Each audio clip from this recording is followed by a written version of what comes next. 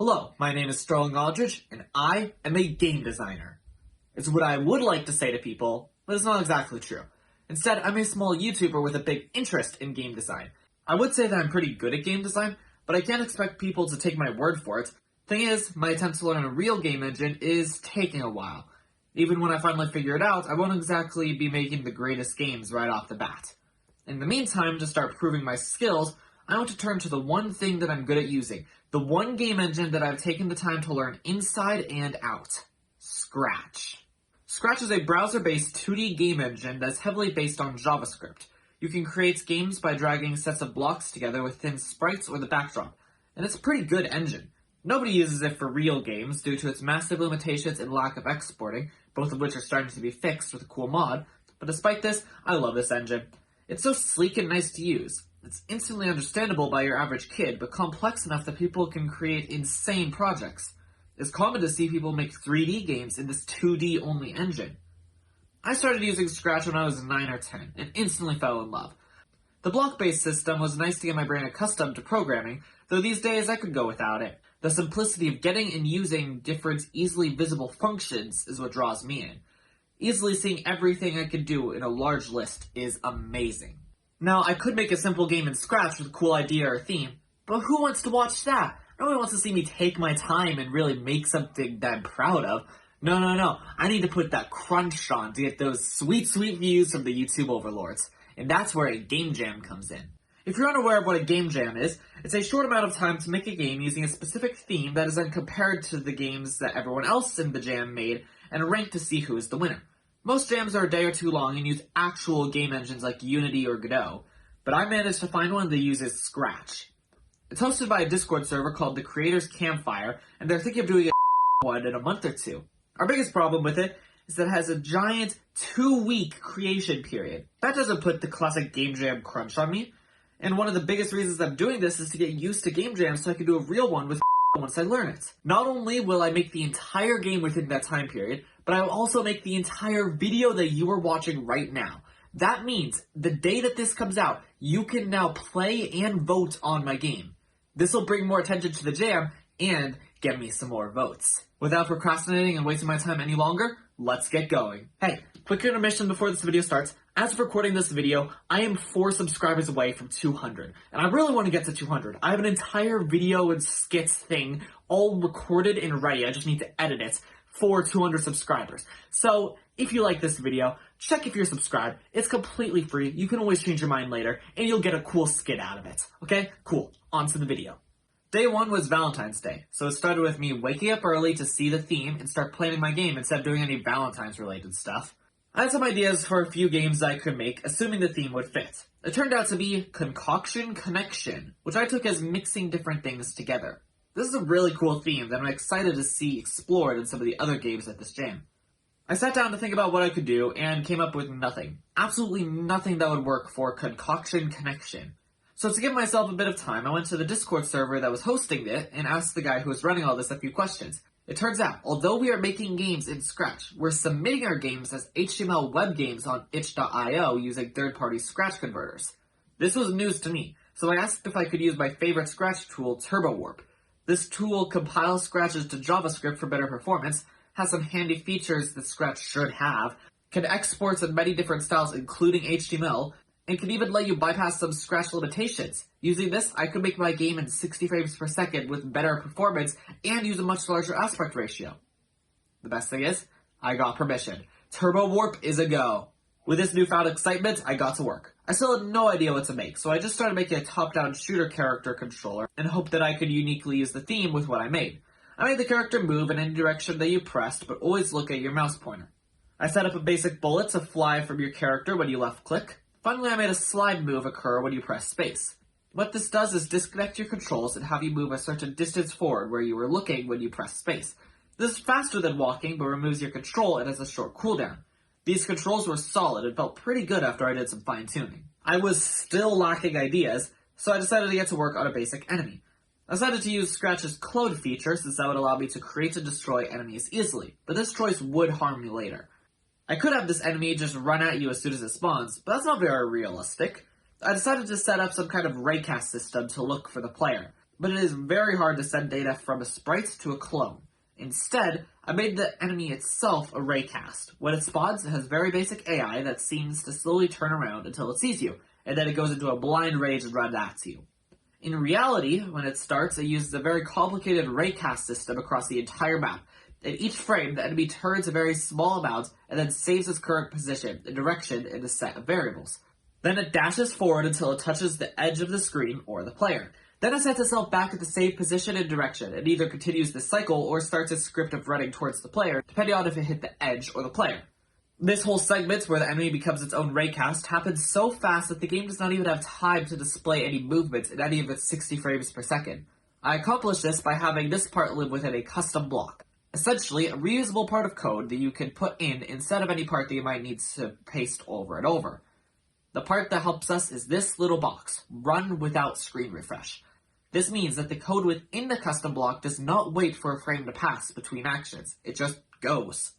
This allows me to have complex enemy vision without looking weird and jittery. It also happens so fast that despite the enemy touching the player's frame-driven collision does not count it as an enemy kill. So far, I had what could be considered a game, but nothing too crazy. I decided to take a break and go take a shower. And in between my regular shower thoughts, like, what's the word for two things being the same with a similar use to coincidence and contradiction? It hit me. I should make this game a roguelite. A very short but brutally difficult game with randomly generated levels and random upgrades, encouraging replaying countless times to finally manage to beat it. This randomness and mixing of different upgrades would work for the theme perfectly. It would be quite the achievement in Scratch, and I've never made a game like this. It would be a fun challenge. Once I finished, I got back to work. I had no idea how to randomly generate levels, so I looked to some other Scratch projects for inspiration. I found this one really cool roguelite on the base Scratch website that made levels in a really cool way, so I just yoinked the code.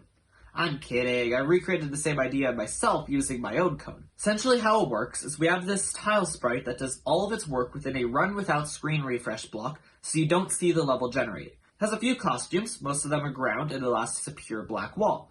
This goes to the upper left corner of the screen, becomes a random costume, and uses a little-known Scratch feature called Stamp, which exists within the pen extension. When a sprite uses Stamp, a low-resolution copy of itself gets printed on the lowest possible layer before the backdrop. This copy cannot be manipulated or moved, only deleted using the Clear All block. This tile stamps itself down and then moves over the perfect amount to be right next to the stamp. It then changes to a random costume, stamps itself again, move over again, and continues the perfect number of times to get to the edge of the screen. Then it changes its X position back to the left side of the screen, and changes its Y position by a number to be right below that new line of blocks. It repeats this whole printing process again for that line, and then repeats the same moving down process. This continues until it fills in the bottom right corner, then it hides and lets gameplay run out. Again, this happens faster than you can see, so now we have randomly generating levels. The issue is that I cannot interact with these stamps to create collisions. I planned ahead and made these walls perfectly black so that you could use the bane of my existence, the touching color detector. You can put this into an if statement and it'll run the code if you touch that specific color. The problem with this is that it does not work instantly, but when it does, it's overly sensitive, resulting in every project I've ever made using it being total garbage. Until now. You see, we're going to use yet another run without screen refresh block. I moved all of my directional movement controls into it, which works due to the input detection being frame-based no matter what. Now when you move, if you're touching black, the game instantly moves you back the exact same amount as you move forward without you even seeing. This bypasses the weird frame stuff and makes these black walls perfectly solid to the player, despite the game having you constantly jumping forward and backwards. I set up a similar script to the enemy, and now we have walls. Before I set up enemy sight and bullet stopping at the walls, I remembered the slide. This would be super annoying and buggy to stop going through walls, so I decided not to. These are not walls, they're pits. You can slide/dodge roll things over the pits, as well as shoot and be seen across them, but you cannot walk over them. I also took a page out of a major inspiration for this game, Enter the Gungeon, making it so if you start a slide on a wall, you will continue until you get to the other side, no matter how long. This does mess up walls and corners, but I have an idea to fix this. This also helps with the random nature, so now if you or an enemy is stuck, you can slide over the pit and not be stuck. At this point, I was tired, and I had my high school work to do, so I took a break, happy with the major work that I've done in only a few hours. After completing the boring part of my day, I got back to work. I copied the basic enemy and sought to make a gun-wielding ranger. I used the same site script, but edited the chasing behavior to have it so it gets within a certain range of the player, moving closer and further back to stay within the range. Once that was done and I fixed all the bugs related to backing up, I needed to set up shooting. Remember how earlier I said that the choice to make the enemies clones would make sending data to or from them super hard?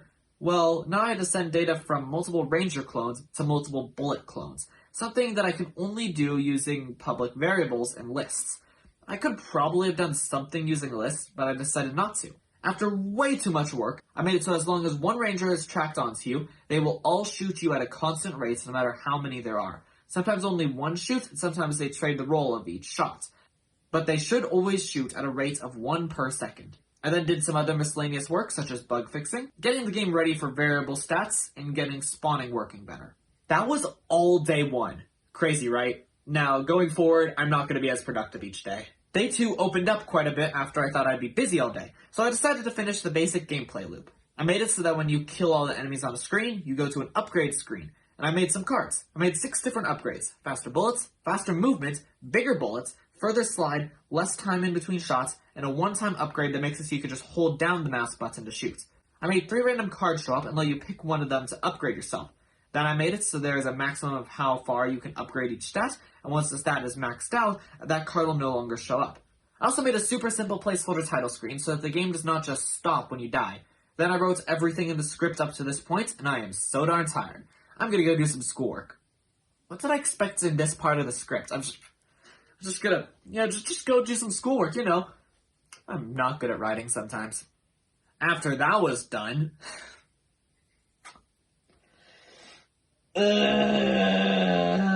After that was done, I decided to do some art since I'm not good at it and need as much time as possible to iterate on it.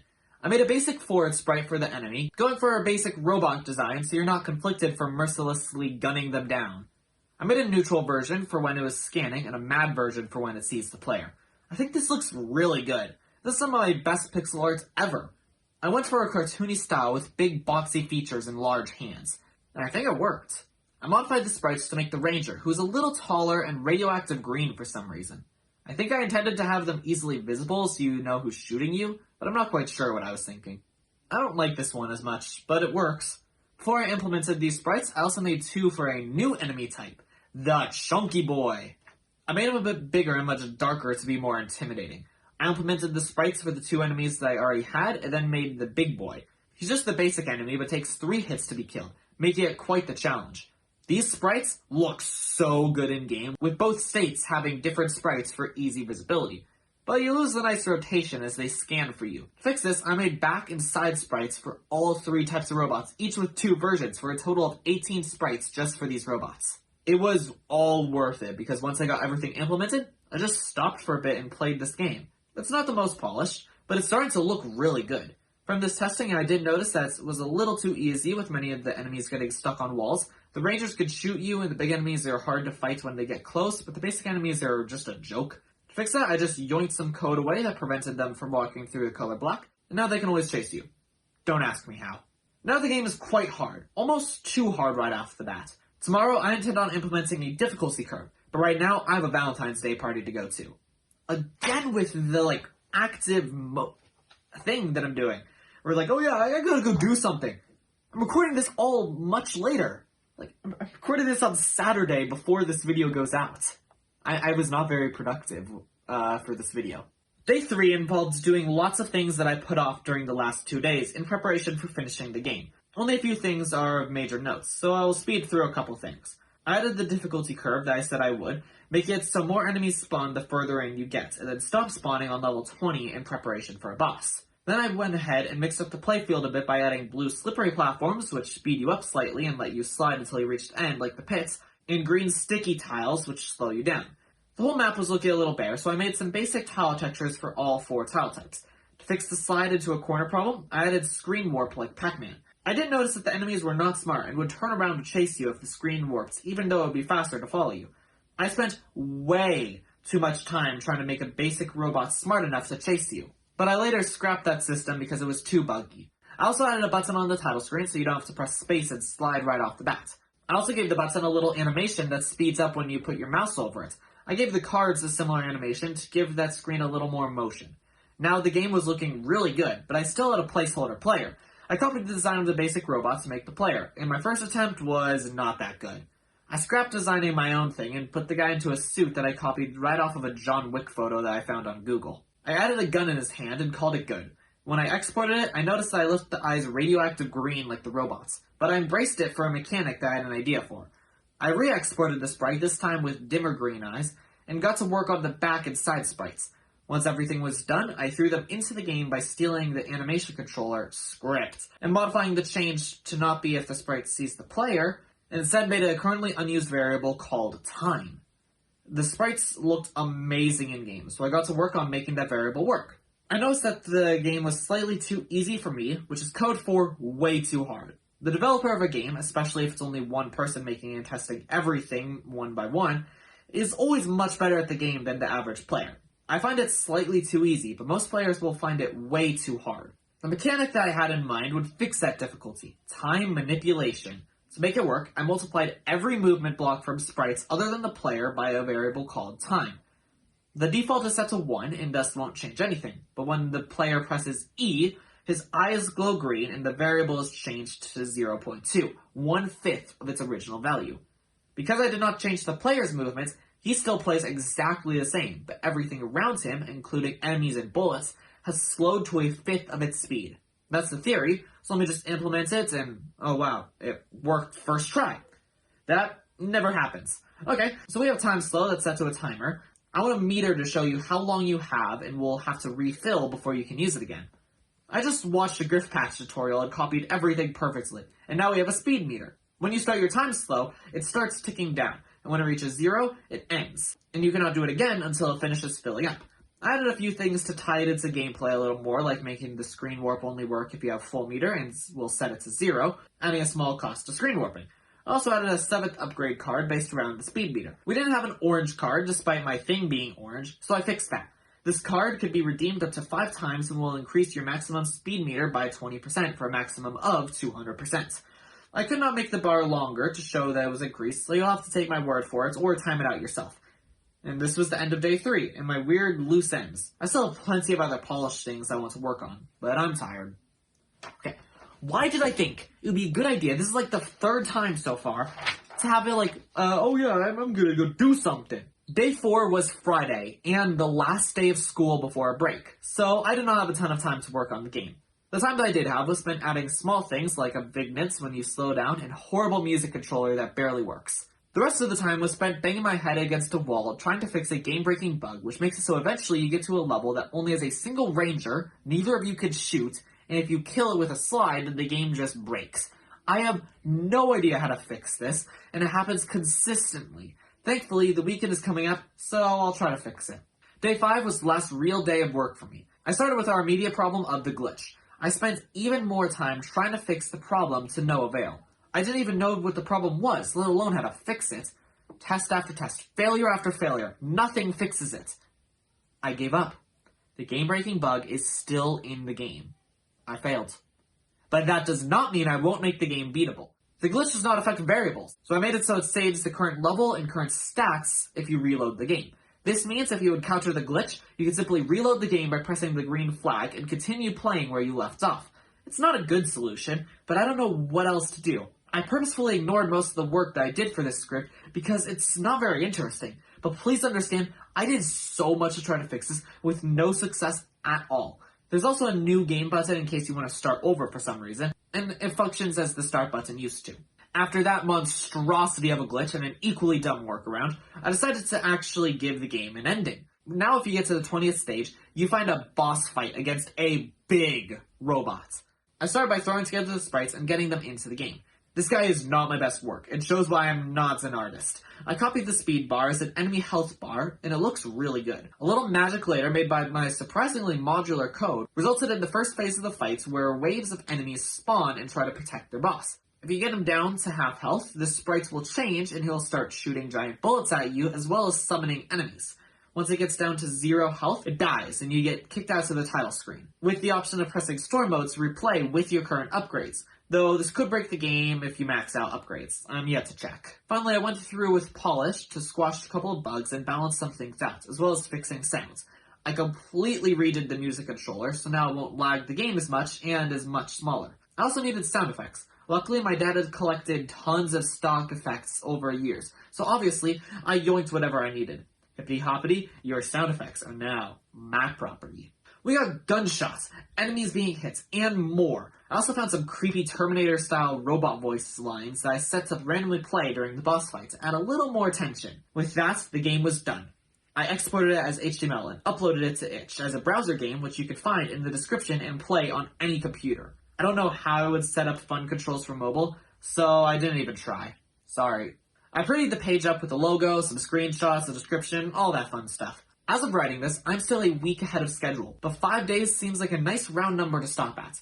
There are some things I would have liked to change, like adding more animations, visual effects, and screen shake, but those are all extremely hard to do in Scratch. I'm pretty happy with how this game turned out. It may not look like much, but it's very fun and addicting, and easily my best game that I've ever made. But that's not saying much since all I have before is my old Scratch games from when I was 10. Making this game actually inspired me to make another game in Scratch that I'm uploading to itch. This one being a simplistic 4-player online platformer inspired by the Mario vs. Luigi battle mode in New Super Mario Bros. I plan to have a short out around the release of this video, giving a basic overview of how I made it in a single day. So keep an eye out for that. And with that, I'm calling this video complete. So check out the game in the description. It's completely free and works in any browser with zero download. I really want to see it do well in this competition. If it does, I'm probably going to do more like this. Check out my Discord or community tab in the coming days to see how I do in the competition. I can't exactly tell you now since this video is releasing the day that voting starts. So as of recording this, I have no idea how it's going to do. Please check if you're subscribed. I really want to get this 200 subscriber special out. It's really fun. I'm really proud of it. And that's all I have to say. Thank you all so much for watching. See you all later. Bye.